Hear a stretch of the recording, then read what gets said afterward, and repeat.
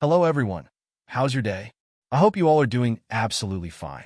Today we have 4 stories from our slash today, I F up, or TIFU for short. These stories are quite funny in my opinion, but you can give me your opinion on the comments section as usual. Like the first story where we have a young man with back pain because of his old habit. Today I F up by giving myself chronic back pain for a decade. This story actually begins when I moved out for college as a teenager. You see, I've always had trouble falling asleep. As a child, it would usually take me an hour or two to finally pass out. I also couldn't always sleep for a full 8 hours. I always woke up very early and got more like 6 or 7 hours. I did notice that I was able to fall asleep faster and sleep longer when I had soft pillows and plushies. So when I moved out for college at 18, I thought if I had a softer mattress, I'd be able to fall asleep faster. I went on Amazon and bought the softest foam mattress I could find based on reviews, and you know what? It worked. I was able to fall asleep in 15 minutes with the new mattress, and slept for 8 to 10 hours with it. I don't know when exactly it happened, it wasn't right away, but a year or so after I moved out, I started having really bad back pain.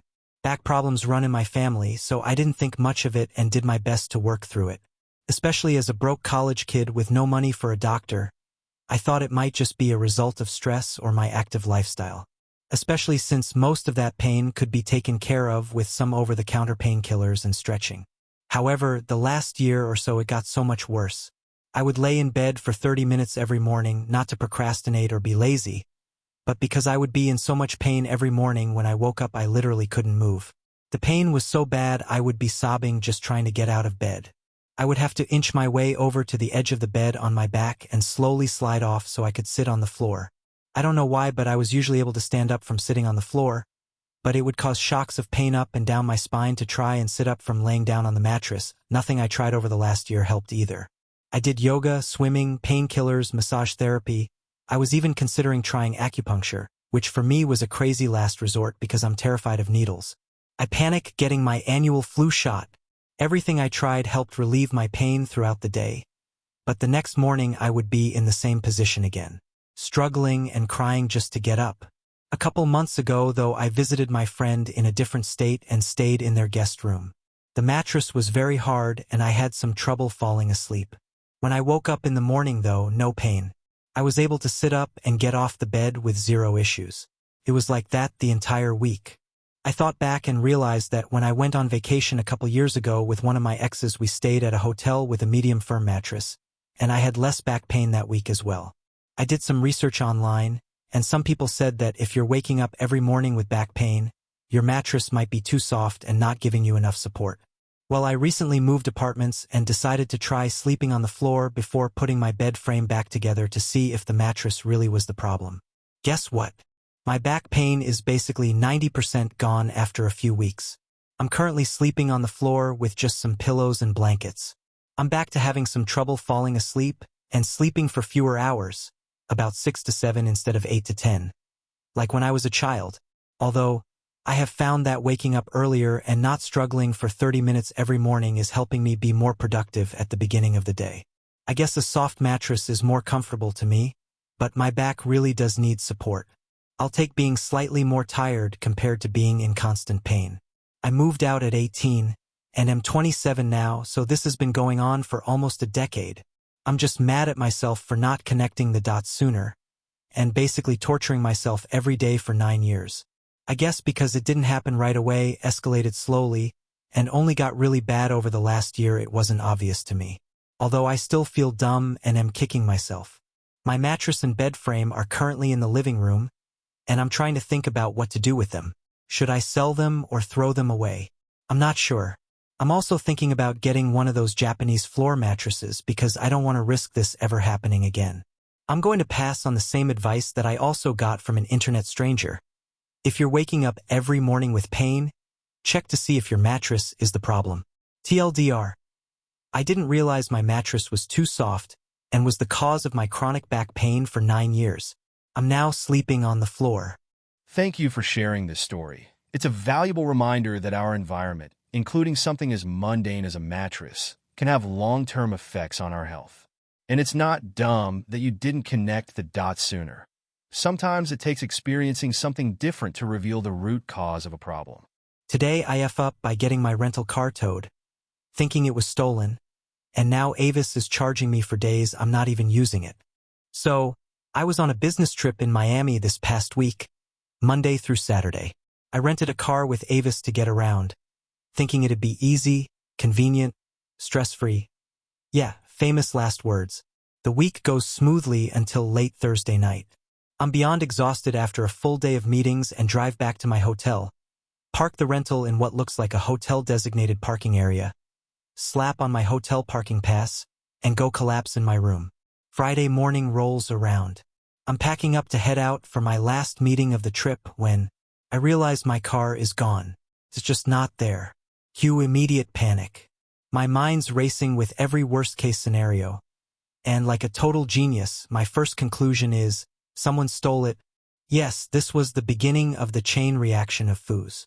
With my stolen car vibes in full swing, I call my colleague to pick me up so I can still make it to my meeting. I'm already imagining explaining to AVIS how their car disappeared from under my watch. By afternoon, I'm at the police station, filling out a full report on the stolen vehicle, and the police are gathering details. AVIS is now involved, and it's all getting messy. Finally, I get back to the hotel later that night, totally deflated. Then I see a huge sign near the lot entrance.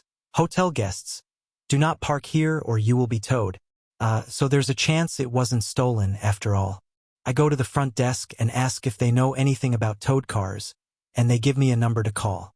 But it's already late, so I have to wait until morning to check with the towing company.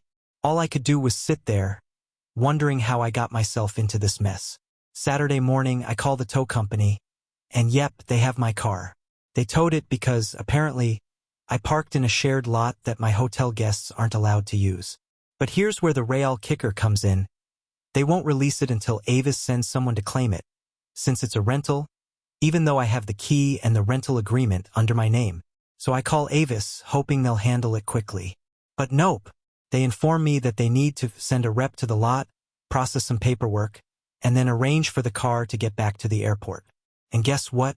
Until they get the car back, I'm still being charged the daily rental rate. Yeah, I'm paying for a car that's sitting at a tow yard and not even in my possession. I'm out here bleeding money on this rental until AVIS decides to get it back. Lesson learned. Double-check every parking rule because the cost of a careless mistake? Painfully high. TLDR. Parked my rental car in the wrong spot, assumed it was stolen, filed a police report, got AVIS involved, only to find out it was towed. Now AVIS is charging me daily until they retrieve it from the tow yard. First off, for those who don't know, AVIS is a rental car company. Anyway, this story is a mix of stress, irony, and could this get any worse? Vibes. It's both cringeworthy and hilarious in hindsight. The way you jump straight to stolen car and drag the police and AVIS into it is comedic gold, even if it must have been maddening in the moment. Today I F up, more so realized IFU by dumping my boyfriend 6.5 years ago. TIFU by learning the knowledge that my high school sweetheart, whom I haven't had a relationship with in many years, has stayed in Germany for a woman who has been cheating on him for a good while. I left him. I broke up with him in the Walmart parking lot of our hometown my senior year of high school. He was just junior, but he had always talked about going into the military. When his life plans started changing because he wanted to adapt to a life with me, I rejected it. The adaptation wasn't just him taking me with him. He wanted to quit the army idea altogether. Maybe that wasn't my call. But now he's out, and he's stayed in another country to be with this woman. She's not good to him. That's not simple jealousy. She's gorgeous. I wanted him to be happy so bad because I love him. All the things I know about her are from him. We've communicated through the years about things. My life. His life. Our current loves. I can't imagine him staying for her, but it's the truth. And it's my fault. And I know I shouldn't have dumped him, but I thought I was doing the right thing. The reality of my feelings are hitting me. I cannot fathom him not being here. It feels like a death in the family. TLDR. My ex from 6.5 years ago is still in another country after his military stint is up to stay with his cheating German girl. This is such a heavy and bittersweet realization, and it's clear you're carrying a lot of complicated emotions. It's tough to see someone you care about deeply, especially someone who once held such a significant place in your life, making choices that seem to lead to their unhappiness. But overall, I don't think it's necessarily your fault. Today, I F up and managed to sprain one and snap the other ankle at a horse show this weekend. So, this weekend I was at a horse show in Florida, staying in my friend's trailer. I was there to take photos of my friends competing, and things were going great until I stepped out of the trailer. I had my camera in hand, ready to head to the arenas, when my left ankle decided it was done. It gave out completely, and I heard a loud snap. Before I could even process it, I shifted my weight to my right foot and snap, that one went too. I hit the ground in a heap, and all I could think was, please don't let the lens be cracked. Thankfully, the camera was fine. My ankles? Not so much. I sat there in pain, trying to figure out if I could even stand, but moving wasn't happening. My phone was nearby, so I called my friend for help. She rushed over, got me up, and somehow I convinced her to drive me to the arenas so I could still take pictures. Priorities, right? I hobbled around for a bit, snapping shots of my friend's rounds, but my ankles were swelling fast. Luckily, medics were on site. It's an FEI-level event. So I asked them to check me out. They took one look and told me I needed x-rays ASAP. After the rounds, my friend drove me to the ER. I was pretty sure something was broken but didn't want to believe it or thought maybe I was overreacting. Turns out I was right. X-rays showed my left ankle is sprained and the right one is broken. They put my left ankle in a small air splint and right one in a cast and gave me crutches.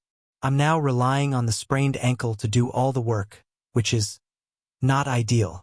Now I'm back at the horse show, hobbling around and trying to stay positive. I've got to call an orthopedic on Monday to figure out what's next. Cannot believe this happened. TLDR. Stepped out of my friend's trailer at a horse show. Left ankle snapped. Then the right one snapped too. Left is sprained. Right is broken. Camera survived. Now in a cast and on crutches. Oof. This is a wild sequence of events. Your ankle staged a full-on mutiny, but at least your camera stayed loyal. Priorities, right? It's both impressive and a little chaotic that you still managed to take photos while your ankles were swelling up like balloons. That's true dedication, even if it's a bit questionable. Hey there!